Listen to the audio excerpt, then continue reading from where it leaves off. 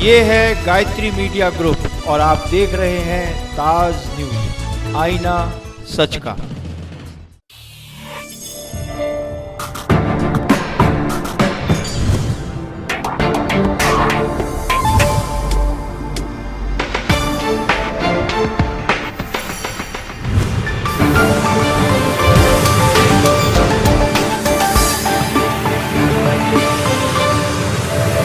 नमस्कार, ताज न्यूज के इस बुलेटिन में स्वागत है आपका। मैं हूं मीनू सिंह और आइए खबरों की शुरुआत करते हैं सुर्खियों के साथ। हर राजनीतिक दल जुटा किसानों के आंसू पोंछने में, शासन प्रशासन से मदद की लगाई गुहार, हर दल ने दी आंदोलन की चेतावनी। समाजवादी पार्टी के 3 साल पूरे होने पर बांटी मिठाई, निगम परिसर में पार्षदों ने अपनी सरकार की तारीफों के कसे कसीदे।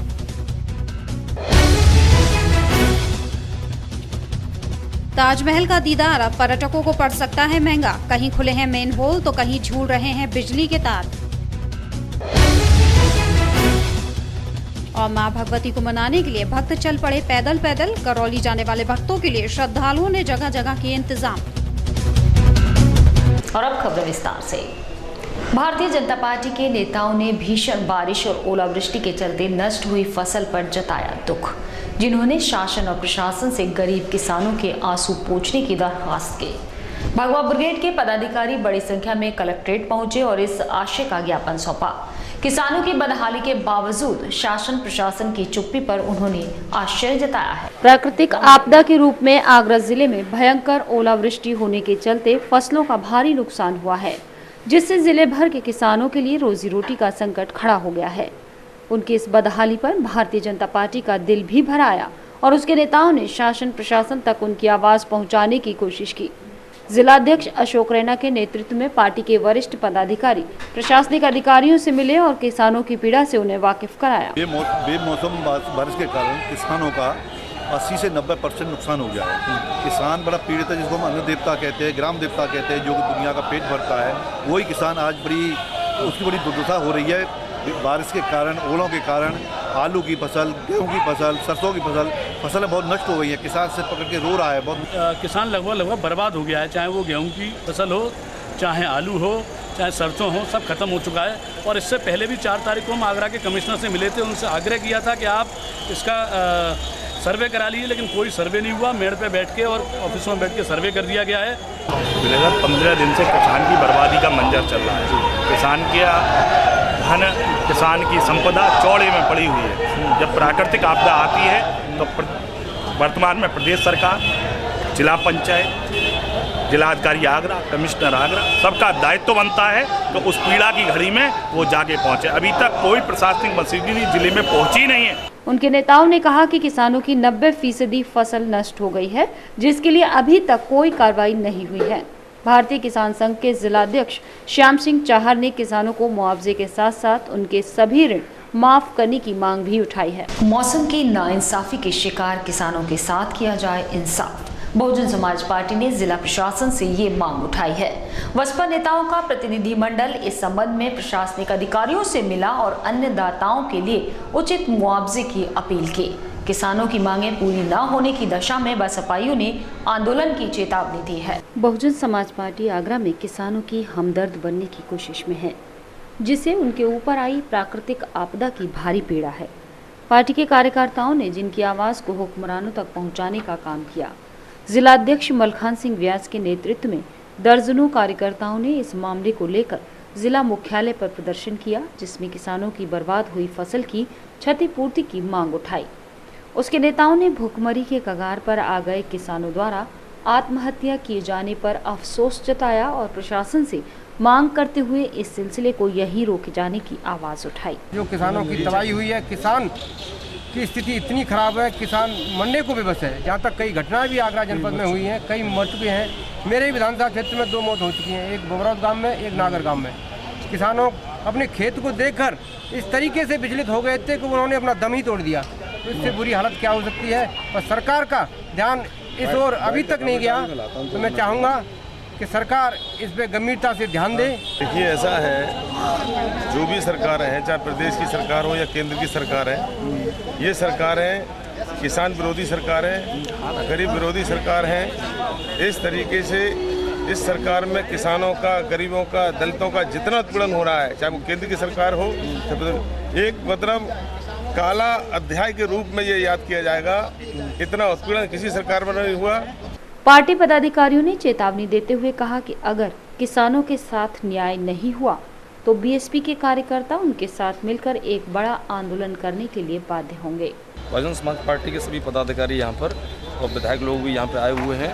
हम यहाँ ज्ञापन देने के लिए आए हैं कि हमारे ज़िले के जितनी तहसीलें वहाँ पर हमारे किसान भाई हैं, ये ओले पड़े हैं, बारिश पड़ रही है, इसके कारण है काफ़ी फसल नुकसान हो रहा है, काफ़ी फसल बर्बाद हो रही है। इससे हमारे किसान आत्महत्या करने पर उतारू हो रहे हैं। बहुजन समाज पार्टी किसानों की आवाज़ उठाने के लिए आ रही है। आपने देखा होगा कि किसान भाई हमारे बहुत परेशान है। कई किसानों ने आत्महत्या भी कर ली है और बहुजन समाज पार्टी के ज़रिए से किसानों की आवाज़ को सुना जाएगा। प्रदेश सरकार, केंद्र सरकार अगर सुनवाई नहीं करती है तो बहुजन समाज पार्टी इन किसानों को लेकर, किसानों की आवाज़ को लेकर बहुत बड़ा आंदोलन करने जाएगी। बसपा नेताओं ने बताया कि आज भारी नुकसान के चलते खेती करने वाले लोग हार्ट अटैक और आत्महत्या के जैसी घटनाओं के शिकार हो रहे हैं। ये स्थिति सुधरनी चाहिए। शासन और प्रशासन को तत्काल किसानों के हित में उनके लोन माफ करते हुए आर्थिक सहायता के प्रयास करने चाहिए ताकि हालात के मारे किसानों को राहत मिले और उनकी जीवन रक्षा हो। बेमौसम बरसात और ओलावृष्टि से जनपद भर के किसान बेहद परेशान हैं।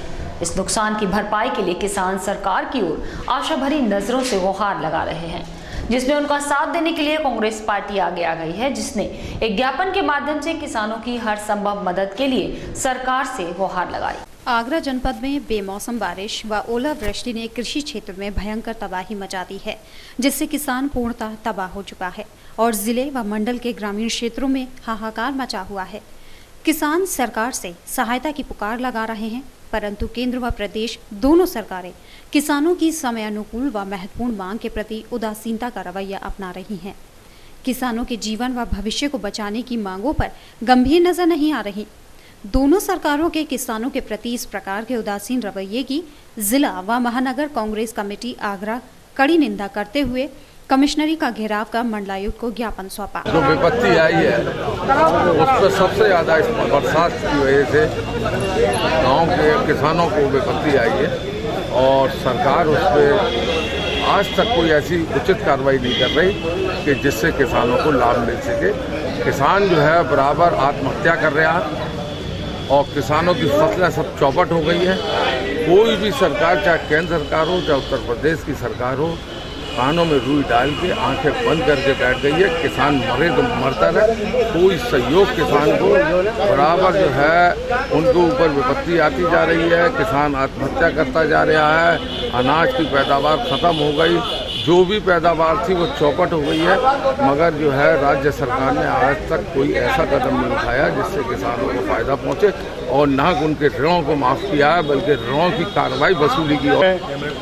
बेमौसम बरसात होने के कारण किसानों को जो अपार क्षति हुई है, जो आलू की फसल और गेहूं की फसल जो बर्बाद हुई है, उससे किसान तबाह हो चुका है, आत्महत्या कर रहा है और भुखमरी के कगार तक पहुंच चुका है।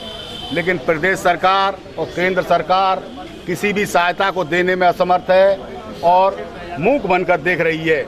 उसी के विरोध में आज जिला और शहर कांग्रेस कमेटी के संयुक्त तत्वाधान में हमने किसानों की मांग को उठाया है और प्रशासन से, शासन से और केंद्र सरकार से ये मांग की है कि अगर किसानों को उचित मुआवजा न दिया गया, उनके ऋण माफ़ न किए गए, उनके बच्चों की फीस स्कूलों में न जमा कराई गई और उनको मौके पर राहत न दी गई, सही सर्वे नहीं कराए गए, तो निश्चित रूप से ये साबित होगा कि किसान विरोधी प्रदेश सरकार है, किसान विरोधी केंद्र सरकार है। इसके विरोध में जिला और शहर कांग्रेस कमेटी संघर्ष करेगी, आंदोलन करेगी। किसानों के हर संघर्ष के लिए हम बिल्कुल जी जान से तैयार हैं। साथ ही कांग्रेस कार्यकर्ताओं ने ये भी कहा कि यदि प्रदेश सरकार ने किसानों की समस्या का निस्तारण जल्द नहीं किया तो जिला महानगर कांग्रेस कमेटी के कार्यकर्ता एक बार फिर सड़कों पर उतरेंगे। किसानों की हिमायत में राजनीतिक दलों की होड़ में रालोद भी पीछे नहीं रहा, जिसके कार्यकर्ताओं ने शासन प्रशासन की आंखें खोलने के लिए एमजी रोड पर जाम लगा दिया। राष्ट्रीय लोकदल के कार्यकर्ता और पदाधिकारी जिला मुख्यालय के द्वार पर सड़क पर धरने पर बैठ गए और जमकर प्रदर्शन किया। उनके मुताबिक फसल की बर्बादी का आकलन कर किसानों को भुखमरी से बचाया जाए। किसानों के मसीहा पूर्व प्रधानमंत्री चौधरी चरण सिंह के सिद्धांतों पर चलने वाली राष्ट्रीय लोकदल पार्टी इस समय किसानों की दुर्दशा को लेकर आहत है, जिनके नेताओं ने धरती का सीना फाड़कर हल जोतने वाले किसानों की फसलें नष्ट हो जाने पर चिंता जताई है। संगठन के लोगों ने उनकी मदद के लिए शासन से मांग की है।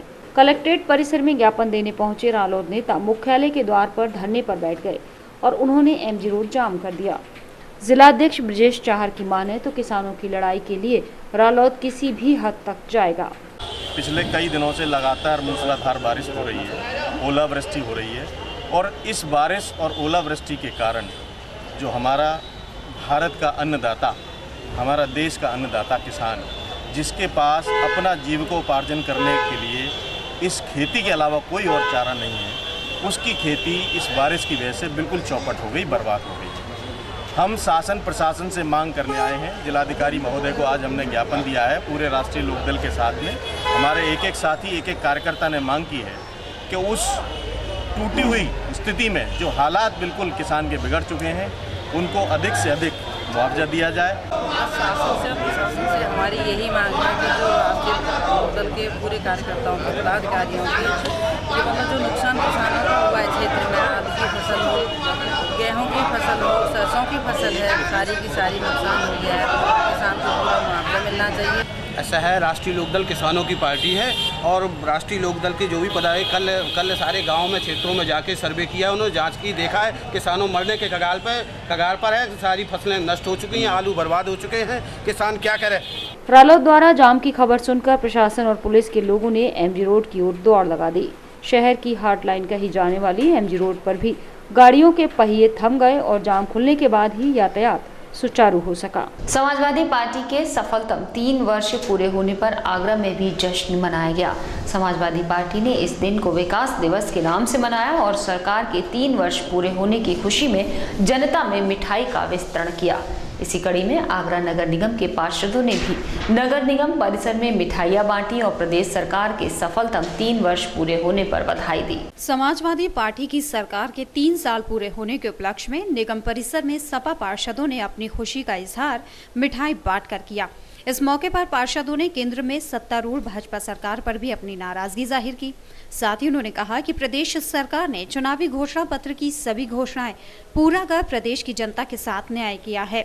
सरकार के पूरे हुए और 3 साल में जो उपलब्धियां समाजवादी सरकार की हुई हैं, जितने काम कराए गए, जितने हमारे एजेंडे में थे, उससे भी ज़्यादा कहीं काम कराए गए और अब 2 साल रही हैं। इन 2 साल में जो निकात रह गया है वो पूरा हो जाएगा। ये किसी सरकार ने इतना काम नहीं करा, चाहे वो कन्या विद्याधन हो, चाहे समाजवादी पेंशन योजना हो, चाहे रोड हो, चाहे लैपटॉप हो, सब मेरी सरकार ने पूरा बांटा है। की सरकार ने 3 साल में लगभग सारे वादे पूरे किए जो उन्होंने अपने घोषणा पत्र में किए थे। पहली बात। दूसरी बात, जो पहली सरकारों ने पैसा खराब किया था पार्क बनाने में और ऐसे कार्यों में जिससे जनता का कोई भला नहीं था, ना रोजगार था, अखिलेश जी जो भी कार्य कर रहे हैं उससे जनता का फायदा हो रहा है और जनता को रोजगार मिल रहा है। मतलब कि प्रोडक्टिव वर्क जो होते हैं वो अखिलेश जी की सरकार ने किए हैं और आगे करती रहेगी। और जो योजनाएं अभी पूरी होंगी 5 साल के अंदर, उसमें जो प्रदेश की छवि निकल करके आएगी वो भारत में सबसे ज़्यादा उत्तम प्रदेश उत्तर प्रदेश ही हो। पार्टी के उत्तर प्रदेश में कार्यकाल को 3 साल पूरे होने के उपरांत आज हमारे नगर निगम के समस्त पार्षदों ने, क्योंकि हम लोग कहीं ना कहीं सरकार के नाम पर ही जनता के अंदर विकास कराते हैं और हमारा जो विकास करने का जो भी हम लोगों का कार्यकाल जो तरीका है वो कहीं ना कहीं हमारी सरकार उसमें हमारा सहयोग करती है।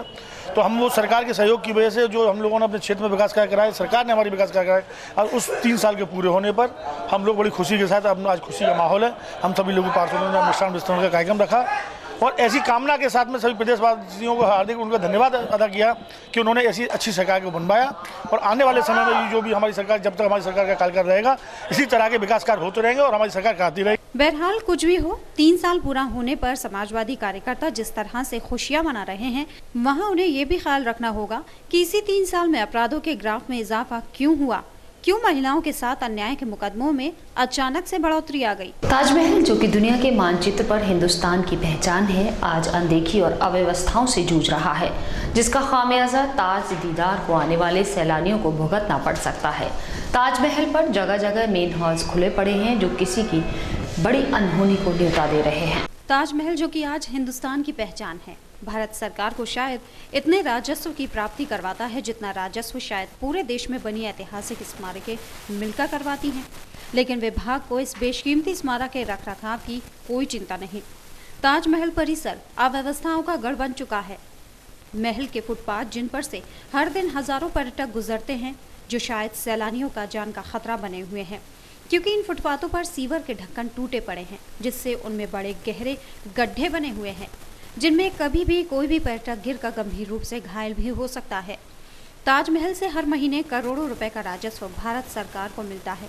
यदि भारत सरकार ताजमहल से कमाए गए 1 महीने के राजस्व को भी ताजमहल के आसपास के इलाकों के विकास में लगा दे, तो शायद ये पूरा इलाका स्वर्ग बन जाएगा। लेकिन इससे किसी को कोई फर्क नहीं पड़ता। क्या विभाग उस दिन का इंतजार कर रहा है जिस दिन इन मेन होलों में गिरकर कोई भी पर्यटक घायल हो जाएगा? शायद हाँ। अब देखने वाली बात यह है कि संबंधित विभाग कब तक इस मामले में कोई कार्रवाई करता है, जिससे देश की छवि धूमिल होने से बच सके। यमुना में बढ़ रही गंदगी को रोकने के लिए आगरा नगर निगम ने यमुना के पुलों पर लोहे की जाली लगाने का काम किया था। सबसे पहले जवाहर पुल पर ये जालियां लगाई गई थीं, जिसका सफल परिणाम आने के बाद अब अंबेडकर पुल को भी इन जालियों से कवर्ड किया जाएगा, जिसका शुरुआती काम शुरू हो चुका है। पॉलीथिन के प्रकोप से यमुना नदी को बचाने के लिए मंडलायुक्त आगरा प्रदीप भटनागर के निर्देश पर नगर निगम ने यमुना के पुलों को लोहे की जालियों से कवर करने का प्रस्ताव रखा था, जिस कड़ी में सर्वप्रथम जवाहर पुल पर ये लोहे की जालियां लगाई गई थी। जालियों का सफल परिणाम आने के बाद अब आगरा नगर निगम अंबेडकर पुल को भी लोहे की इन जालियों से कवर करने जा रहा है, जिसका प्रारंभिक कार्य शुरू कर दिया गया है। और इसी खबर के साथ रुक रहे हैं एक छोटा सा ब्रेक लेने के लिए।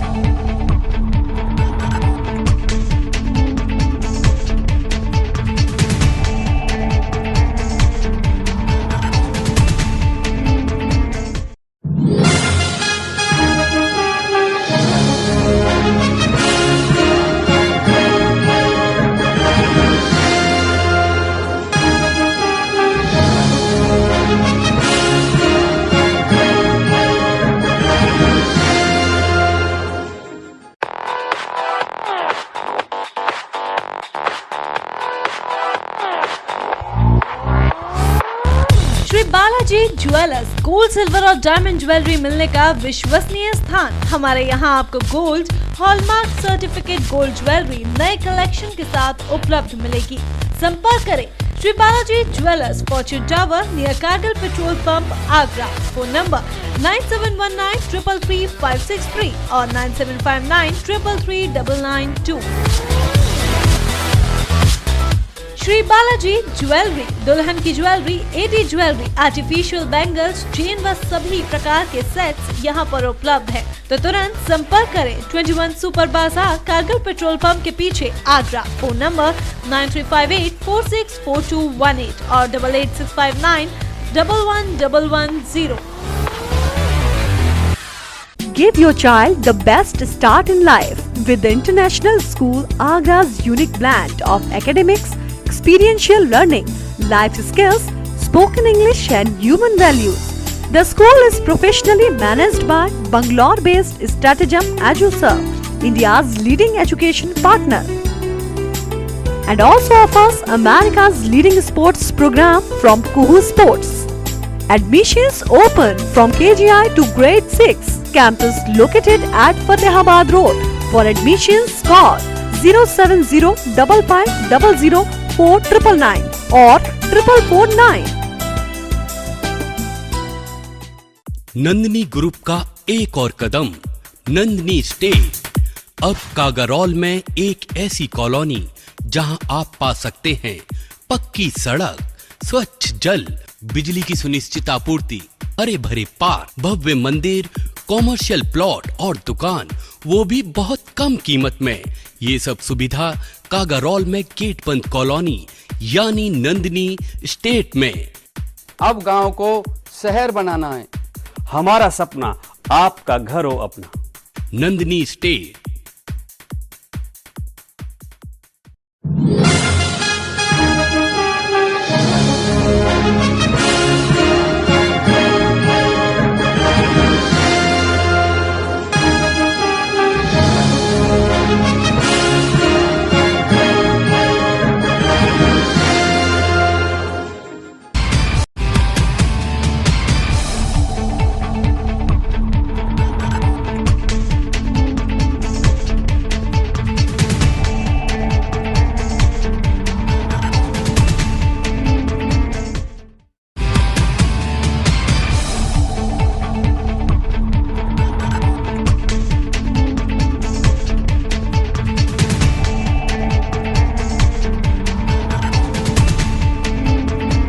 ब्रेक के बाद अगली खबर। ताजमहल जिसके दीदार के लिए हर दिन हजारों की तादाद में सैलानी आगरा आते हैं, तो वहीं ताज दीदार आज उन सैलानियों के लिए जान का खतरा बन सकता है, लेकिन संबंधित विभागों का इस ओर कोई ध्यान नहीं है। कई बार शिकायत के बाद भी विभाग आंखें मूंदे बैठा है। ताजमहल एक विश्वदायी स्मारक जिसके दीदार की चाहत लगभग हर किसी के दिल में होती है। वहीं लोग हजारों रुपए खर्च कर इस मोहब्बत की निशानी के दीदार के लिए आगरा भी आते हैं, लेकिन आज ताज का दीदार करना पर्यटकों के लिए महंगा साबित हो सकता है, क्योंकि ताज परिसर में जगह जगह मौत पर्यटकों का इंतजार कर रही है। यकीन नहीं आता तो जरा इन तारों पर नजर डालिए। ये नंगे तार आगरा विकास प्राधिकरण और टोरंट पावर की लापरवाही का नतीजा है। दरअसल ताज ड्रीम प्रोजेक्ट के विकास कार्य के चलते स्ट्रीट लाइट के खंभों को हटाया गया था, जिनके स्थान पर नए खंभे लगने थे। विभाग ने खंभे तो हटवा दिए, लेकिन बिजली के तार नहीं, जिनमें आज भी करंट दौड़ रहा है। और ये सबसे ज्यादा घातक तब है जब आगरा शहर में पिछले कई दिनों से बेमौसम बरसात पड़ रही है। कई बार शिकायत के बाद भी इन बिजली के तारों को यहाँ से नहीं हटाया गया है, जिससे पर्यटकों की जान का खतरा ताज परिसर में 24 घंटे बना हुआ है। कई बार टोरंट पावर और रेडियो को शिकायत की जा चुकी है। असल बात यह है कि ये यहाँ पहले पोल हुआ करते थे और उसमें लाइटें लगी थी, ताकि गेट से निकलने वाला या गेट के अंदर जाने वाला आदमी उजाले का इसके बहाने से जा सके अंदर। लेकिन इस उजाले को ख़त्म करने के लिए गवर्नमेंट की क्या प्लानिंग है, 185 करोड़ की योजना जो है उसके तहत जो लगने हैं यहाँ पोल, उसकी वजह से ही काटे गए। अब तक इसकी जगह नए पोल लगाए नहीं गए। नतीजा उसका ये हुआ कि खुले हुए तार यहाँ पड़े रहते हैं, आदमी के पैरों से टकराते हैं। कई बार कई लोगों को एक्सीडेंट भी हो चुका है और ऐसा लगता है कि शायद एडीए इस बात का इंतजार कर रहा है कि एक आध दो यहाँ हटा तो बिजली के करंट से, तब उसके बाद जाकर के इसको सही कर। फिलहाल पर्यटक जो इस मोहब्बत की निशानी का दीदार करने देश विदेश से हजारों रुपए खर्च कर आते हैं, आज मौत के साए में ताज का दीदार कर रहे हैं। वहीं कई बार शिकायत के बाद भी संबंधित विभाग के अधिकारियों के कानों पर जूं तक नहीं रेंगी है। क्या संबंधित विभाग किसी बड़ी घटना के घटित होने की राह तक रहा है? अब देखने वाली बात यह है कि आखिर विभाग कब तक इन बिजली के तारों को यहां से हटा पाता है, ताकि ताज के दीदार की चाहत दिल में लिए आए सैलानी एक सुरक्षित अनुभव आगरा शहर से लेकर जाएं। आनंद इंजीनियरिंग कॉलेज में वार्षिकोत्सव का आगाज तकनीकी शिक्षा की समस्याओं पर चिंतन के साथ हुआ। मुख्य अतिथि मेयर इंद्रजीत आर्य ने युवाओं को देश का कर्णधार बताते हुए विकास के लिए तकनीकी शिक्षा की उपयोगिता बताई। 2 दिन तक चलने वाले उत्सव में विभिन्न रंगारंग कार्यक्रम भी प्रस्तुत किए जाएंगे। शारदा ग्रुप ऑफ इंस्टीट्यूट के आनंद कॉलेज में वार्षिकोत्सव का आगाज धूमधाम से हुआ। कार्यक्रम का शुभारंभ मेयर इंद्रजीत आर्य ने किया। 2 दिन तक चलने वाले इस उत्सव में कई रंगारंग कार्यक्रम प्रस्तुत किए जाएंगे। सेरेब्रम 2015 का आगाज बेटी बचाओ के संदेश के साथ किया गया। कार्यक्रम में बतौर मुख्य अतिथि शिरकत करने आए महापौर ने तकनीक स्टूडेंट्स को भविष्य का निर्माता बताया। अपने भाषण में मेयर ने छात्र छात्राओं से शहर और देश को स्वच्छ बनाने में सहयोग की अपील की। आनंद इंजीनियरिंग कॉलेज आगरा में बनाया गया है, मैं ये आगरा की सबसे बड़ी उपलब्धि मानता हूँ। ऐसे ही कॉलेजेस यदि खुलते रहेंगे तो निश्चित रूप से जो हमारे आगरा के छात्र छात्रा हैं, अन्य जगह के भी छात्र छात्रा हैं, उनको अच्छी शिक्षा मिलने का कार्य होगा। और जिस तरह यहाँ शिक्षा के साथ साथ अन्य तरह के सारे विषय, सारे सब्जेक्टों पर जो यहाँ पढ़ाया जाता है और जिस तल्लीन होकर के जिस तरह मैं शुक्रिया अदा करना चाहूँगा भाई के गुप्ता जी का। वार्षिक सम्मेलन है जिसमें टेक्निकल, कल्चरल और फन इवेंट्स ऑर्गेनाइज किए जाएंगे। इसका शुरुआत कल से शाम को एक कर्टेन रेजर प्रोग्राम से हुई जिसमें 5 पैनलिस्ट ने डिस्कशंस किया। आज अब जैसे इनॉग्रल फंक्शन ख़त्म होता है, ख़त्म होने के बाद हमारा कल्चरल है वो शाम इवनिंग में स्टार्ट होगा और अभी फ़न इवेंट्स और टेक्निकल इवेंट्स स्टार्ट हो जाएंगे और वो शेड्यूलिंग पे चलेगा। फिर आधे घंटे का लंच होगा, उसके बाद फिर से फ़न और टेक्निकल इवेंट्स स्टार्ट हो जाएंगे। इस अवसर पर ग्रुप चेयरमैन ने मुख्य अतिथि को स्मृति चिन्ह भेंट कर सम्मानित भी किया। वार्षिक उत्सव के लिए उत्साहित दिख रहे छात्र छात्राओं ने जमकर तालियां बजाई। वहीं वार्षिकोत्सव में रंगारंग कार्यक्रमों के लिए कई कलाकारों को भी आमंत्रित किया गया। कार्यक्रम को भव्य बनाने के लिए कॉलेज स्टूडेंट्स ने कई तरह के प्रोजेक्ट्स भी बनाए हैं। वहीं कॉलेज के डायरेक्टर ने कार्यक्रम के अंत में सभी आगंतुकों का अभिवादन करते हुए वार्षिकोत्सव की उद्घोषणा की। कौन कहता है आसमान में सुराख नहीं हो सकता? कुछ ऐसी ही सोच के साथ इंजीनियरिंग छात्रों ने गरीब बेसहारा बच्चों की शिक्षा का बीड़ा उठाया है। कर्तव्य ग्रुप के साथ जुड़कर ये छात्र कॉलेज के आसपास के गांवों में शिक्षा की अलख जगा रहे हैं। भले ही अब तक इन्हें कोई सरकारी मदद ना मिली हो, लेकिन हौसले इनके आज भी बुलंद हैं। कहते हैं इरादे जब बुलंद होते हैं तो मुश्किलें अपने इरादे बदल देती हैं। ऐसी ही सोच के साथ इंजीनियरिंग स्टूडेंट्स कर्तव्य ग्रुप चला रहे हैं। आनंद इंजीनियरिंग कॉलेज के ये स्टूडेंट्स गरीब ग्रामीण बच्चों के लिए शिक्षा की बुनियादी ज़रूरतें मुहैया कराते हैं। कॉलेज के आसपास के गांवों में ये छात्र कई वर्षों से शिक्षा की अलख जगा रहे हैं। आनंद इंजीनियरिंग कॉलेज के वार्षिक उत्सव में इन छात्रों ने प्रदर्शनी लगाकर ग्रुप की उपयोगिता बताई। कर्तव्य में हम लोग बच्चों को पढ़ाते हैं, जो माँ बाप बच्चों को नहीं पढ़ा पाते हैं उनके लिए हम कॉलेज में ही बच्चों को पढ़ाते हैं और फंड जो होता है वो बच्चे कलेक्ट करते हैं। अभी हमारे शायद 6 बच्चे कॉलेज स्कूल में एडमिशन कराया गया है APS आगरा पब्लिक स्कूल में। देखिए यहाँ पे जो ये कर्तव्य है ये बच्चों का एक मतलब समझे समूह है जो यहाँ पे जो अरसेना गांव है और जो हमारे यहाँ पे कॉलेज में मजदूर हैं उनके जो बच्चे हैं वो पढ़ाई जिनकी शिक्षा पूरी नहीं हो पा रही है, हम उनको शुरू में जो ज़मीनी स्तर की शिक्षा होती है वो देने का प्रयास करते हैं। ग्रुप संचालक छात्र के मुताबिक समाज के लिए योगदान देने की कोई उम्र और समय नहीं होता। प्रदर्शनी के माध्यम से इंजीनियरिंग स्टूडेंट्स ने ऐसे उत्पादों को प्रदर्शित किया जो ग्रामीण गरीब बच्चों ने बनाए हैं। तकनीकी शिक्षा ले रहे ये छात्र गांव के बच्चों को स्वरोजगार के लिए भी प्रशिक्षित करते हैं। जैसा नाम वैसा काम। ग्रुप का नाम है कर्तव्य और वाकई इसका काम भी जिम्मेदार नागरिक की भूमिका निभाना है। आज समाज को ऐसे ही जागरूक नागरिकों की बेहद जरूरत है जो अधिकारों से पहले कर्तव्य निर्वाह करें। देश के प्रधानमंत्री नरेंद्र मोदी की मानवीय पहल बेटी बचाओ बेटी पढ़ाओ की मुहिम के नारे को बुलंद करने के उद्देश्य से लक्ष्य 30 की छात्राओं ने एक जन जागरूक रैली निकाली जिसमें कई संस्थाओं के स्टूडेंट्स ने बढ़ चढ़ कर भाग लिया। रैली का शुभारंभ आगरा कॉलेज की प्रोफेसर डॉक्टर आभा शर्मा ने हरी झंडी दिखाकर किया। निमित्त मात्र सोसाइटी ने सोमवार को लक्ष्य 30 की छात्र छात्राओं को लेकर एक रैली का आयोजन किया। रैली का शुभारंभ आगरा कॉलेज की प्रोफेसर डॉक्टर आभा शर्मा ने हरी झंडी दिखाकर किया।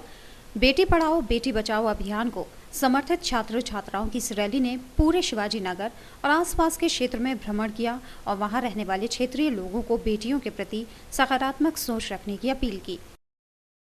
बच्चे हैं लक्ष्य 30 वाले, उन बच्चों ने मोदी जी के आह्वान पर ये बेटी बचाओ बेटी पढ़ाओ से संबंधित रैली का खुद ही सोचा है बच्चों ने कि हम ये रैली निकालेंगे और इस बात को प्रमोट करेंगे कि हमारे देश में बेटियों को पढ़ाया जाए, बेटियों को बचाया जाए। जो पहले के गर्भ में बच्चों का जो बेटियों का समाप्त करने का जिसे हो जाता है वो सब उसके पे एक अच्छा हमेशा के लिए एक विराम लगे और जो बच्चे आएँ उनको हर संभव प्रयत्न से हर संभव प्रयास किए जाए कि वो आगे बढ़ें, ऊंचा उठें, पूरी तरह से उनको एजुकेशन मिले और उनको वो सब मिले जो हम आम तौर पे अपने पुत्रों को देते हैं। आपकी सोसाइटी की तरफ से कोई घोषणा भी की गई लड़कियों के लिए? हमारी सोसाइटी की ओर से यही योजना है कि हम अपने बच्चों को चाहते हैं कि हमारी जितनी भी बेटियाँ हैं उनको हम आगे बढ़ाएं। अगर परिवार में इकलौती बेटी होती है उसके लिए कुछ आपने? परिवार में अगर इकलौती बेटी है तो हम चाहते हैं कि हमारी बेटी खूब आगे बढ़े। उसके लिए जो योजना है आजकल तो प्रधानमंत्री ने उसमें आपने जो प्रेस नोट दिया उसमें लिखा है कि हमारे देश में लड़कियां कम होती जा रही हैं, तो बेसिकली उस पर ये कर रहे हैं हम कि लोग जागरूक हो कि लड़कियों को भी चांस होना चाहिए जिससे वो और आगे बढ़े और अच्छा करें, लड़कों से भी अच्छा करें। छात्र छात्राओं की इस रैली ने रास्तों पर लोगों को बेटी पढ़ाओ बेटी बचाओ अभियान के लिए जागरूक किया और अपने घरों पर बेटी और बेटे में फर्क ना करने के लिए जागरूक किया। इस रैली की शुरुआत के साथ ही निमित्त मात्र संस्था ने घोषणा की है कि जिन परिवारों में इकलौती लड़कियां हैं उन परिवारों की लड़कियों को उच्च शिक्षा के लिए संस्था सहयोग करेगी और अपनी ओर से फ्री शिक्षा की व्यवस्था करेगी। उत्तर प्रदेश राज्य विद्युत परिषद अभियंता संघ ने अभियंताओं के कॉमन कैडर को यथावत बनाए रखने, वेतन में वृद्धि जैसी कई मांगों को लेकर दक्षिणांचल विद्युत वितरण निगम के विरोध में वायदा निभाओ दिवस मनाया और DVVNL कार्यालय पर धरना प्रदर्शन किया, जिसमें बिजली विभाग के हर श्रेणी का व्यक्ति शामिल हुआ। सोमवार को उत्तर प्रदेश राज्य विद्युत परिषद अभियंता संघ के बैनर तले दक्षिणांचल विद्युत वितरण निगम के अधिकारियों और कर्मचारियों ने एक वादा निभाओ दिवस मनाया।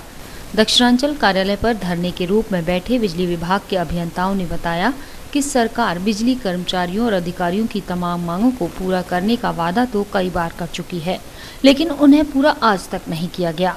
इसलिए पूरे प्रदेश में बिजली कर्मचारी अधिकारी सरकार और विद्युत विभाग के विरोध में वायदा निभाओ दिवस मना रहे हैं। निभाओ दिवस मना रहे हैं, जो सरकार ने हमसे प्रॉमिस किया था पहले कि ये सब आपका जायज़ मांगे हैं, इनको पूरा किया जाएगा, वो अभी तक नहीं किया गया है। सरकार को याद दिलाने के लिए ये वायदा निभाओ दिवस मनाया जा रहा है, ताकि वो जो पूर्व में उन्होंने कमिटमेंट किया गवर्नमेंट ने उसको पूरा किया। निभाओ दिवस है, पूरे प्रदेश में मनाया जा रहा है, जनपद स्तर पर और मुख्य अभियंता कार्यालयों पर और डिस्कॉम हेडक्वार्टर वहाँ मनाया जा रहा है। इसमें जो हमारी मांगें लंबित हैं, इनको सरकार ने मान भी लिया है, लेकिन उनको अभी इम्प्लीमेंट नहीं किया है। उसके लिए वायदा निभाओ दिवस मनाया जा रहा है। यहाँ उन पे सभी पे चर्चा होगी और सब ज्ञापन जो है ऊर्जा राज्य मंत्री, Uttar Pradesh power corporation limited और सभी निगमों को ज्ञापन भेजे जाएंगे। खड़े हो जाइए।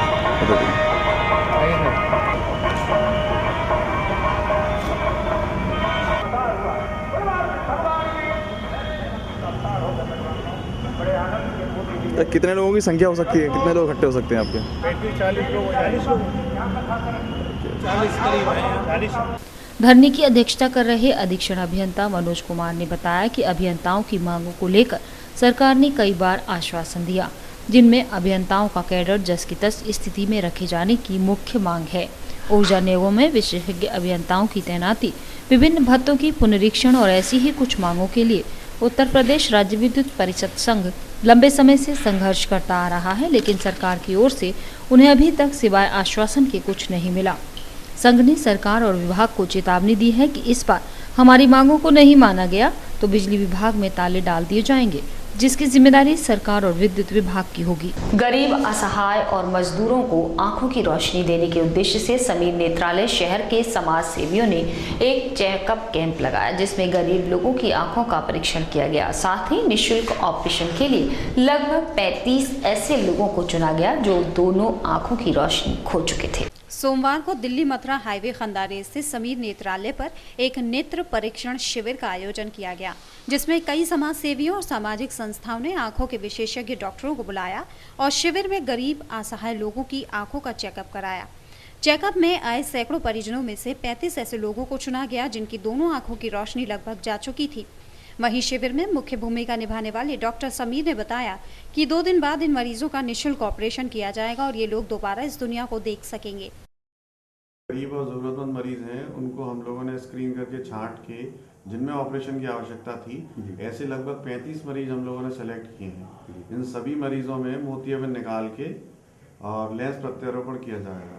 ये सारे ऑपरेशन फेको विधि द्वारा किए जाएंगे और इसमें सभी मरीजों की आंख में लेंस लगाए जाएंगे। इसमें किसी प्रकार का शुल्क या खर्चा मरीज को नहीं देना। ये एक रेगुलर एक्टिविटी है जिसमें हम फ्री ऑपरेशंस लेंस प्रत्यारोपण करते रहते हैं मरीजों के। तो इस बार लगभग 35 मरीज हमने सेलेक्ट आउट किए हैं, तो इन 35 मरीजों के ऑपरेशन होंगे। सारे मरीज जो ऑपरेशन किए जाएंगे वो थर्सडे को 19 तारीख को सब मरीजों की पट्टी हटा के सबको पैड हटा के डिस्चार्ज किया जाएगा। इसमें सभी मरीजों को ऑपरेशन के बाद की दवाई और काला चश्मा भी निःशुल्क दिया जाएगा। समाज सेवी और उनकी संस्थाएं समय समय पर गरीब, निर्धन और असहाय लोगों के लिए सेवा भाव के ऐसे कैंप लगाया करते हैं, जिसके सहयोग से उन लोगों को बड़ी मदद मिलती है।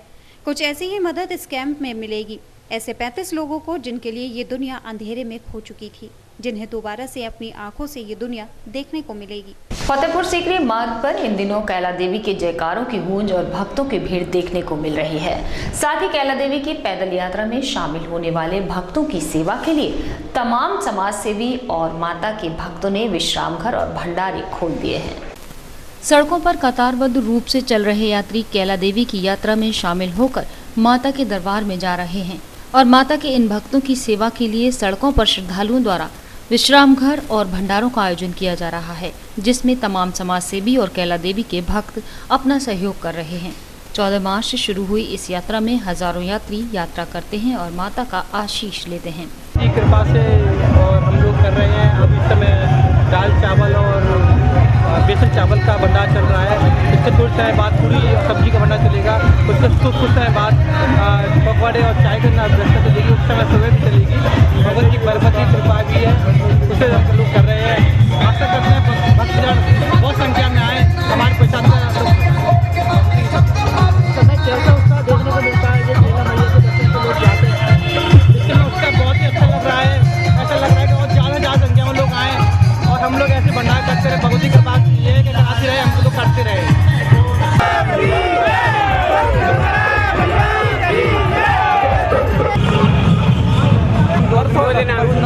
पहले भी कभी गए हैं? कैसा लग रहा है, मतलब जाते हुए क्या अच्छा लग रहा है? किस तरह की परेशानियां कुछ आती हैं? परेशानी आती है वो तो माँ की कृपा है। आराम से ले जाते हो, जोर से जयकारा लगा दो। कैला माता की पैदल यात्रा 14 मार्च से शुरू होकर 9वीं तक यानी करीब 10 दिनों तक चलती है। इस यात्रा से आगरा फतेहपुर सीकरी मार्ग भक्तिमय जयकारों से गूंजता रहता है और साथ ही चलते हैं दिन रात यात्रियों के लिए भंडारे, जिनमें तमाम पदयात्री यात्रा के दौरान अपनी भूख और थकान मिटाते हैं। इसी के साथ फिलहाल बुलेटिन में सिर्फ इतना ही। अगले बुलेटिन में नई खबरों के साथ आपसे फिर होगी मुलाकात। जुड़े रहिए ताज न्यूज के साथ। नमस्कार।